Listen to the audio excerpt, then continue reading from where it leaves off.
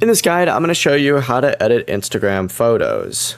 This is Aiden from JustBoz, and before we get into this guide, make sure to like the video and subscribe to the channel with all notifications on. It really does help with the channel, and it lets us know that you want more content like this, so we greatly appreciate it. If at any point throughout this guide you did have any questions, just ask them down in the comment section below, and we can help you out further. I'm going to be doing my best to reply to every single comment down there.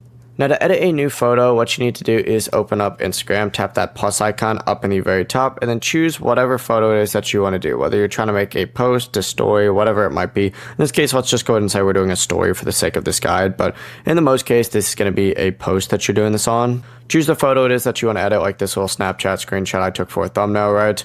You essentially want to go on here, you can add filters, make adjustments, include text, do whatever it is that you want. Whenever you're ready, just hit next and continue posting. Now, to edit a photo that you've already posted, go ahead and find the post, like this one, for example. What you're going to want to go ahead and do is then just tap the two little lines up in the top right. Sometimes these are little dots in the top right as well. Hit edit, and it's going to take you to a page that looks something like this.